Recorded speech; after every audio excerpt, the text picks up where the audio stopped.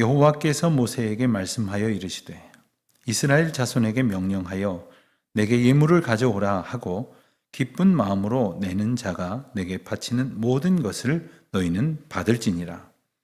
내가 그들 중에 거할 성소를 그들이 나를 위하여 짓되 무릇 내가 네게 보이는 모양대로 장막을 짓고 기구들도 그 모양을 따라 지을지니라. 아멘. 우리가 성경을 읽다 보면 특별히 중요한 부분이라고 생각은 드는데 마음에는 잘 새겨지지 않는 경우가 덜어 있습니다. 내용이 어렵다고 느껴져서 그럴 때도 있고 그 말씀의 내용이 나의 삶의 실생활에 와닿지 않는 것 같아서 그렇게 느껴질 때도 있을 것입니다. 그런 말씀 중에 하나가 바로 우리가 지난 주간에 함께 읽었던 출애굽기의 성막에 관한 말씀일 것입니다. 하나님께서 이스라엘 백성들을 인도하신 이야기를 우리는 잘 압니다. 무려 400여 년이 넘는 애굽의 노예 생활을 끊어주시고 마침내 바로 왕의 손에서 건져주신 하나님은 이스라엘 백성들을 가나안 땅으로 이끌어 주셨습니다. 앞에 가로놓인 홍해를 갈라주시고 그리고 뒤로 쫓아오던 애굽의 군대들을 물로 휩쓸어 버리셨습니다. 이스라엘 백성들은 똑똑히 그들의 눈으로 하나님의 행하신 놀라운 능력과 이적을 보았죠. 그리고 하나님께서 이스라엘 백성들이 장차 어떻게 살아야 할는지를 알려주시기 위해 십계명과 율법을 통해서 율법을 받게 하셨습니다. 그리고 하나님이 날마다 그들과 함께 하심을 그들로 잊지 않게 하시려고 주님께서 그들을 만나 주시고자 성막을 만들게 하셨던 것입니다. 물론 하나님께서 이 성막이라고 하는 이 공간에만 한정되어 계시는 분은 아니시죠. 어디서든지 주님은 그의 백성들과 함께 하시고 만나 주시지만 이스라엘 백성들로 하여금 하나님의 임재를 그리고 하나님을 만나는 것을 확실하게 그들이 느끼고 기억할 수 있도록 그리고 죄의 용서와 거룩하게 하시는 은혜를 경험할 수 있도록 허락하신 곳이 바로 성막이었습니다. 성막은 물론 건축물이라고 할 수 있지만 단순한 건축물이 아니었습니다. 이 성막이 가지고 있는 가장 중요한 그리고 두드러지는 특징은 바로 하나님께서 친히 설계자가 되어 주셨다 하는 것이죠. 하나님께서 처음부터 자세하게 계획해 주셨고 세밀하게 시공되었으며 그 후에 다시 손볼 필요가 없이 완벽하게 지어진 건물이 바로 성막입니다. 무엇보다도 그 성막을 구성하고 있는 여러 요소에 하나님께서 중요한 의미를 담아 주셨다는 것이죠. 제일 먼저 생각할 수 있는 것이 이 성막은 예언적인 건물이라 하는 것입니다. 또한 하나님께서 인생들을 구원하시는 의미가 담겨져 있고 그리고 무엇보다도 장차 보여주실 하나님의 역사를 예표하신 그러한 의의를 간직하고 있습니다. 사실 이 성막이라고 하는 이 건물을 멀리서 이렇게 보노라면 그렇게 대단한 것으로 보여지진 않을 것입니다. 길이가 약 45m 정도 되고요. 폭은 그 절반인 22.5m쯤 됩니다. 그 성막을 외부에서 이렇게 본다면 이 울타리로 둘러싸인 그 윗부분에 그저 해달의 가죽으로 덮여져 있는 건물에 불과할 것입니다만 그 안에 아름다운 그리고 형언할 수 없는 하나님의 영광은 그 겉모습으로는 아마 다 짐작할 수 없을 것입니다. 겉모습으로만 판단을 하려고 든다면 그 내부의 찬란한 영광을 결코 보지 못할 것입니다. 여러분 보실 때 오른편 아래를 향하고 있는 쪽에 난 유일한 그 출입문으로 들어가서 제일 먼저 이제 연기가 피어오르는 번제단을 지나 그리고 그 앞에 놓인 그 물두멍에서 손과 발을 씻어야만 이제 성소로 들어갈 수 있게 됩니다. 그리고 비로소 하나님의 집의 그 장엄한 영광을 들여다볼 수 있게 되는 것입니다. 이 하나의 건물인 이 성소는 높이가 약 2m 25cm 정도 되는 울타리로 이렇게 사방에 둘려져 있습니다. 그리고 출입구는 동편에만 나 있죠. 이 성막이 그리고 이 출입구가 언제나 동편을 향해 있는 것은 태양을 의로우신 예수 그리스도로 나타내고 있기 때문입니다. 그래서 그 안으로 이제 백성들이 들어가게 되면 먼저 번제단이 있는데 그 번제단에서 나 대신 죽고 나 대신 불살라지고 있는 그 제물에 태워지는 모습을 보게 되는 것입니다. 그리고 그 바로 뒤에 노스로 된 물두멍에서 예배자들은 성소에 들어가기 전에 손과 발을 씻고 이를 위해서 항상 물을 담아두게 되어져 있습니다. 그리고 안쪽에 보이는 이 건물은 지붕이 평평한 정방형의 이 텐트, 천막 같은 그러한 건물이라고 할 수가 있습니다. 그 성막은 언제든지 해체하고 또한 들고 이동하기에 적합하도록 그렇게 만들어졌습니다. 이스라엘 백성들을 인도하던 구름 기둥, 불기둥이 멈추게 되면 백성들은 그 자리에서 자리를 잡고 그리고 그들 한가운데에 다시 이 성막이 세워지게 되는 것입니다. 이 성막은 높이가 4.5m 정도 되고 그리고 너비가 4.5m 같은 크기로 되어 있습니다. 그리고 그 길이가 13.5m 정도로 되어 있는데 보시는 이 화면에 그 크기는 아주 좀 넓은 거실 정도 된다 이렇게 짐작할 수 있겠습니다. 그것은 두 개의 방으로 나누어져 있는데 그 크기가 서로 다릅니다. 앞쪽에 먼저 보이는 방은 앞뒤의 길이가 약 9m 정도가 되고 너비는 말씀드린 대로 4.5m이고 높이 역시 4.5m 정도입니다. 이 방을 성소라고 부릅니다. 그리고 뒤쪽에 이제 그 방을 통해서 들어가게 되는 곳에 있는 방은 길이와 높이와 너비가 똑같이 4.5m의 규모로 되어 있는 지성소라고 불리는 곳이 있습니다. 성소 안에 들어가면 세 가지의 기구가 놓여 있게 되는데 오른편에 그러니까 북쪽에는 진설병상이라고도 부르고 떡상이라고도 부르는 하나님께서 예배자들에게 허락하시는 떡이 놓여 있었고 그리고 맞은편 즉 남쪽에는 등잔대가 7개의 등불을 켜고 있는 등잔대가 놓여 있습니다. 그리고 그 사이에 정면에 분향단이 있습니다. 그리고 그 지성소의 그 성소에서 지성소를 들여다 볼 수 없도록 휘장으로 가려져 있는데 그 안에는 언약궤와 속죄소가 들어 있습니다. 이렇게 성막 안 성소와 지성소까지 모두 7개의 기구들이 놓여 있는데 7이라고 하는 숫자를 우리가 잘 알듯이 하나님의 완전하심을 의미합니다. 그리고 7개의 기구들을 통해서 하나님은 온전히 우리를 깨끗하게 하시고 거룩하게 하시고 죄로부터 구원하시는 예수 그리스도의 놀라운 구원의 은혜를 예표하도록 이렇게 지어져 있는 겁니다. 보시는 바처럼 성막에 있는 모든 기구들은 금으로 만들어졌거나 금으로 입혀져 있습니다. 그리고 이 전체적인 덮개들은 하얀 세마포와 청색, 자색, 홍색 실 그리고 가늘게 꼰 배실로 수놓은 아주 정교하게 수놓아진 천으로 만들어지게 됩니다.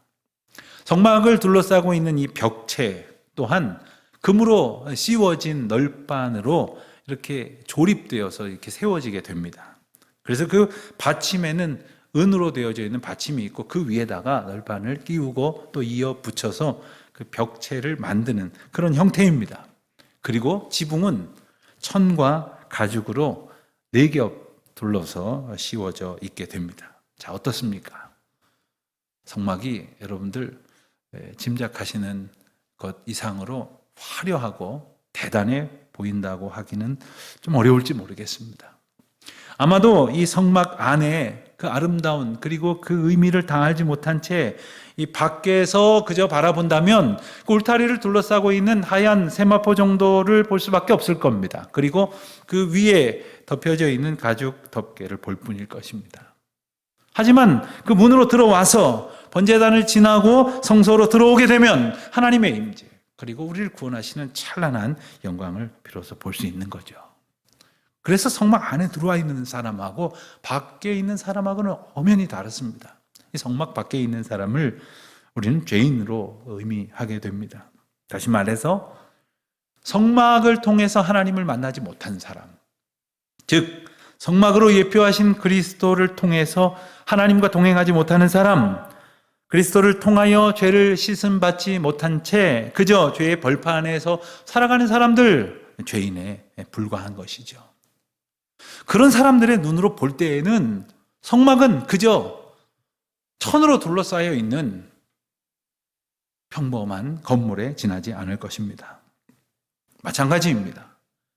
그리스도의 임재와 거룩한 역사가 약속된 교회 공동체도 이 거룩한 의미를 알지 못한 채 밖에서 본다면 그저 건물 하나에 지나지 않을 것이고 그저 사람들이 모인 집단에 불과할 것입니다. 하지만 하나님의 임재를 바라고 또한 간절한 마음으로 소원하고 주님의 약속을 의지하여 순종함으로 주 앞에 나올 때에 주의 백성들은 그 거룩한 은혜의 영광을 보게 될 것이고 그 찬란한 아름다운 은혜로 우리는 날마다 감격하게 될 것입니다. 하지만 하나님의 임재나 하나님과의 만남에 대해서 이러한 갈망이 없이 예수 그리스도로 인해서 우리의 죄가 씻어진다는 소망이 없이 그저 멀리서 바라보기만 한다면 하나님의 영광이나 거룩한 권능은 전혀 보이지 않을 것입니다. 심지어 교회 공동체 안에서도 교회를 드나든다고 하면서도 흔히 말하듯이 성전 뜰만 밟고 지나가는 형편이 된다면 하나님의 임재는 남의 이야기가 될 것이고 그 거룩한 영광은 보지 못한 채 살아가고 말 것입니다. 저는 우리가 그런 사람들이 되지 않기를 바랍니다. 우리가 신앙생활을 한다면서 그런 참남한 시간들이 있지 않기를 간절히 바라는 마음입니다. 하나님의 임재가 허락된 그 거룩한 장소에 들어갈 수 있는 길은 그 성막으로 향하여 유일하게 나 있는 그 문을 통과하는 것입니다.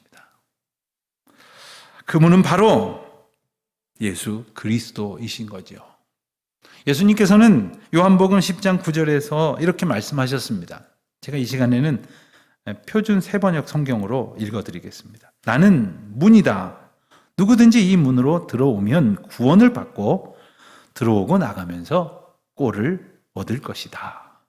그렇습니다. 예수 그리스도라고 하는 그 문을 통하여 들어가면 하나님을 만나고 우리는 구원을 얻고 하나님의 은혜 가운데 날마다 꼴을 얻게 될 것이라 하시는 말씀입니다.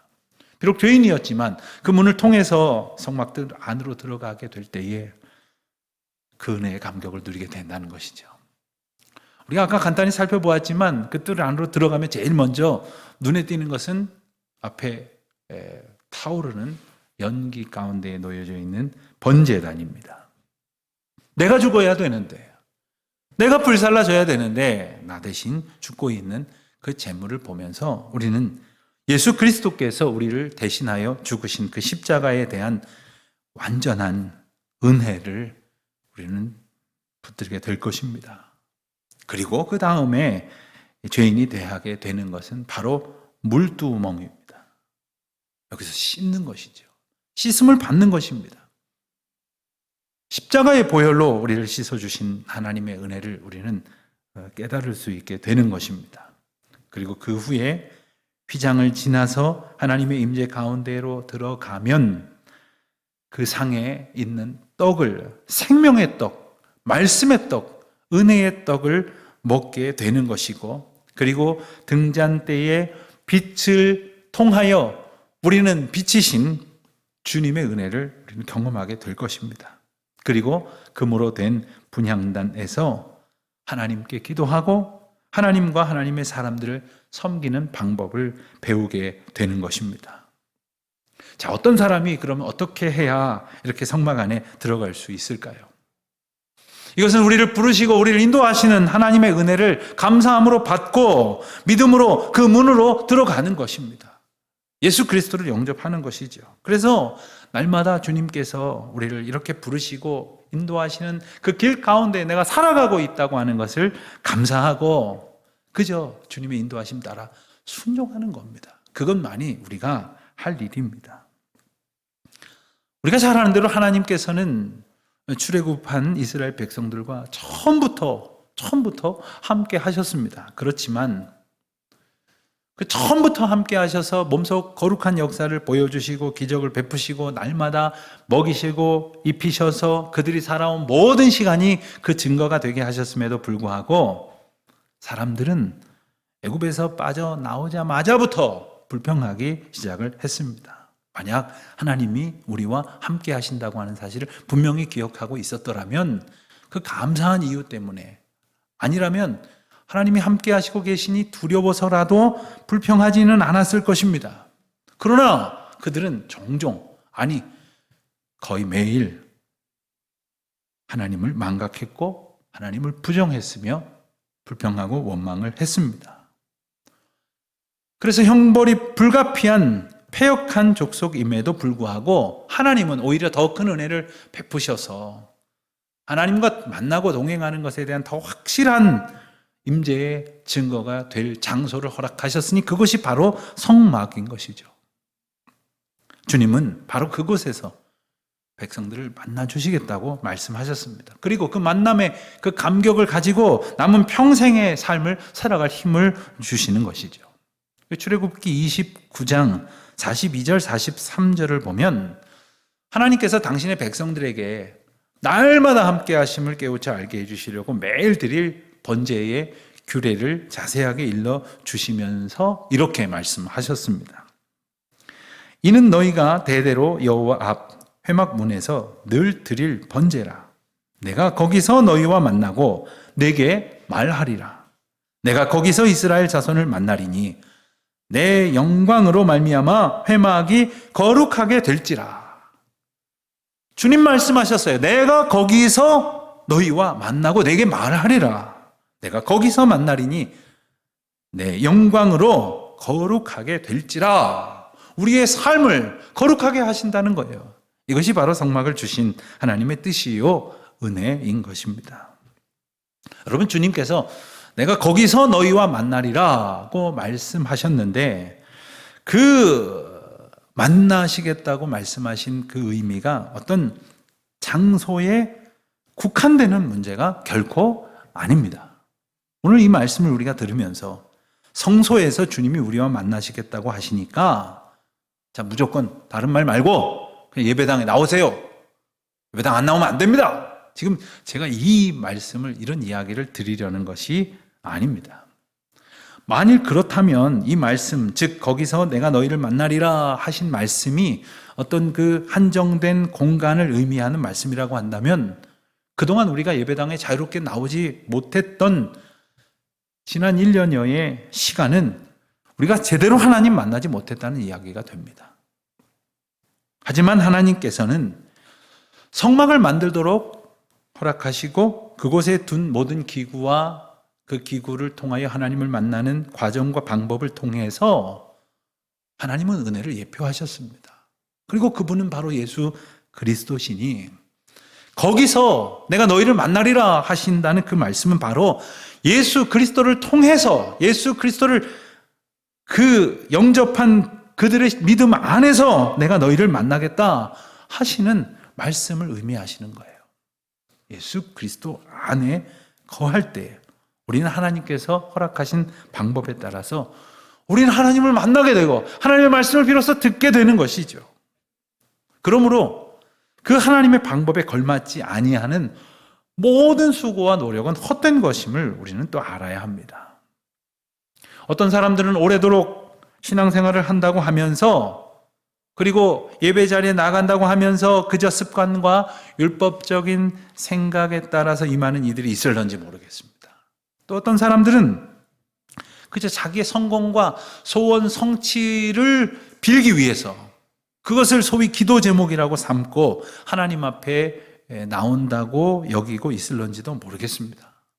그러나 오늘 우리는 이 본문 말씀을 붙들면서 하나님께 예표하신 그 뜻 가운데에서 주님이 예수 그리스도를 통하여 우리를 만나기를 원하시고 예수 그리스도 안에서 그분의 인도하심에 순종하며 주님 앞에 응답하는 자세로 살아가는 우리를 만나주신다는 말씀을 우리는 잘 기억해야 합니다. 그렇지 않다면 인생은 하나님을 결코 만날 수 없는 겁니다. 특별히 오늘날 우리는 예배를 드리는 문제 때문에 얼마나 많은 고민을 하는지 모릅니다. 하지만 예배당에 앉아 있느냐 나가지 못했느냐보다 훨씬 더 중요한 것이 있습니다. 우리가 그리스도 안에서 하나님을 만나고 있느냐는 거예요. 그래서 우리 삶의 전 영역에서 그리스도를 통하여 주님께서 우리를 온전히 주장하시고 다스리고 계시냐는 거예요. 나는 그 놀라운 은혜 앞에 전심으로 순종하며 우리의 삶을 맡기고 있느냐 하는 겁니다. 그럴 때 우리는 비로소 인생을 짓누르고 있는 무거운 짐과 근심과 염려를 다 주님 앞에 내놓을 수 있게 될 줄로 믿습니다.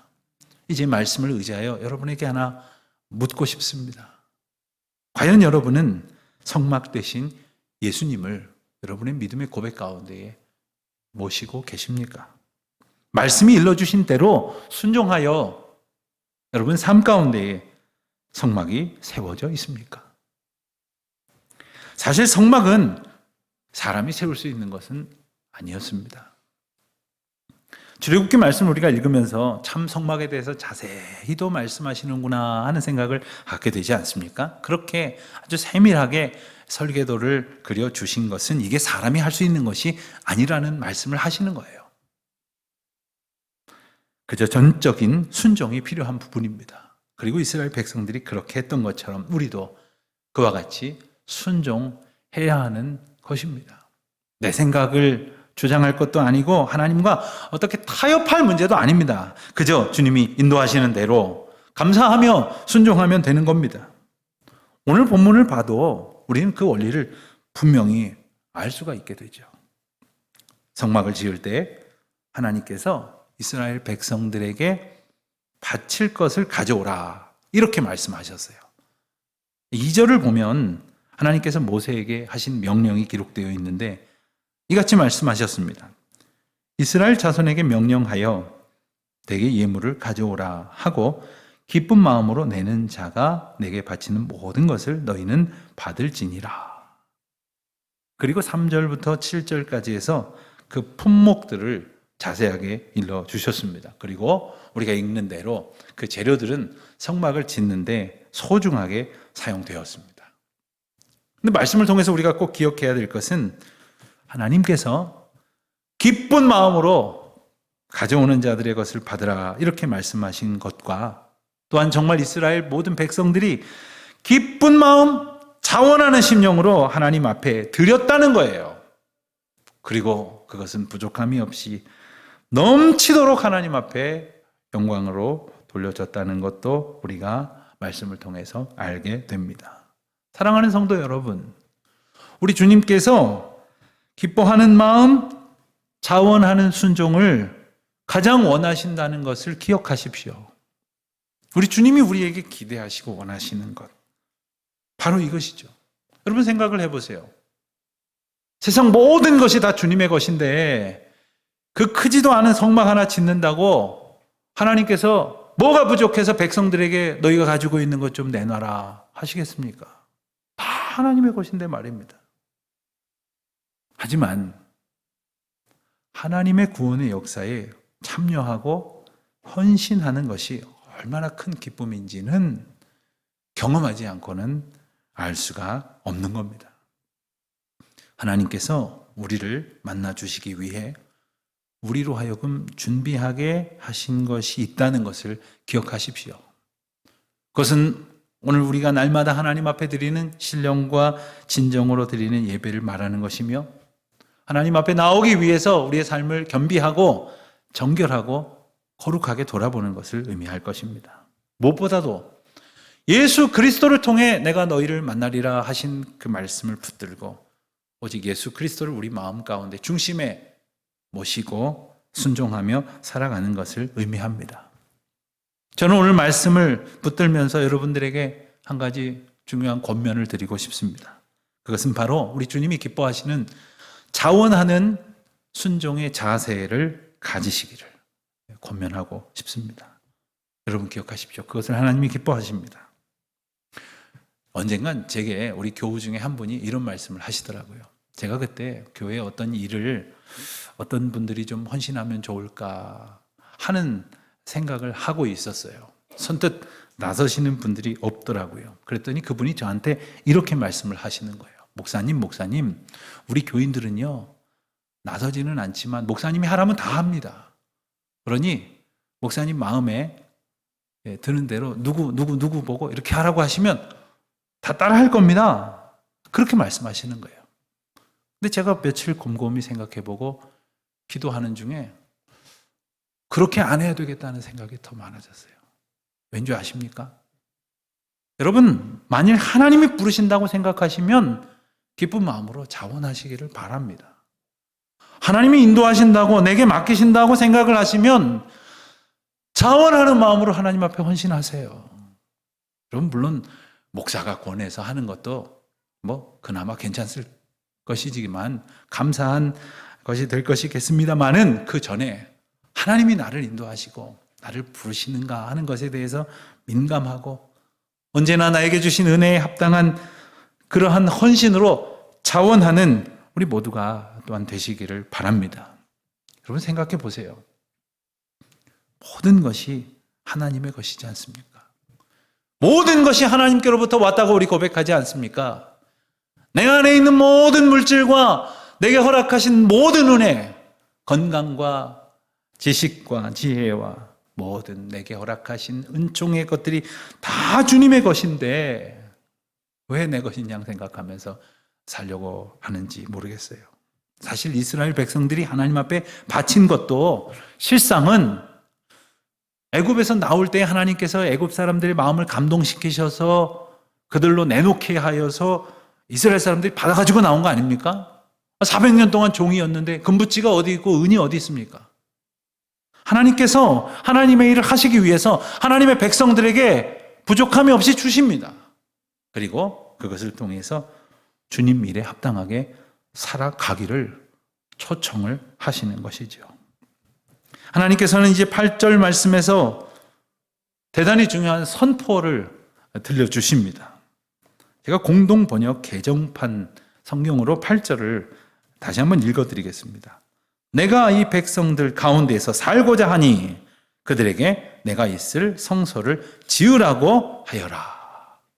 내가 살고자 하니, 여러분 하나님께서 지으라고 명령하신 그 성소, 그리고 우리가 또는 성막이라고 불리웠던 이 단어는 히브리어로는 미슈칸이라고 하는 단어가 사용이 됐습니다. 그런데 그 말이 샤칸이라고 하는 어원에서 왔는데 그 뜻이 뭐냐 하면 거하여 산다라는 뜻이에요. 그러니까 하나님께서 우리 안에 오셔서 나의 삶 안에 거하여 사시겠다는 거예요. 여러분의 삶 가운데 사심으로 날마다 여러분을 지키시고 보호하시고 붙드시고 인도하시겠다는 거예요. 우리 교회 공동체 안에 거하시고 사셔서 우리의 주인이 되어 주신다는 것이죠. 그와 같은 약속, 그와 같은 명령을 우리가 다시금 붙들고 주님이 지으라고 명령하신 그 성소를 날마다 짓고 날마다 온전케 하는 저와 여러분이 되시기를 바랍니다. 성소로 허락하신 예수 그리스도, 그 성소로 우리 안에 모셔드리도록 우리에게 예수님을 보내주셨지 않습니까? 그 예수 그리스도 안에서 우리와 함께 하시려고 우리를 예수 이름 앞으로 부르셨음을 기억하며 날마다 주님과 동행하는 기쁨과 감격을 누리는 저와 여러분 되시기를 우리 주님의 이름으로 축원드립니다.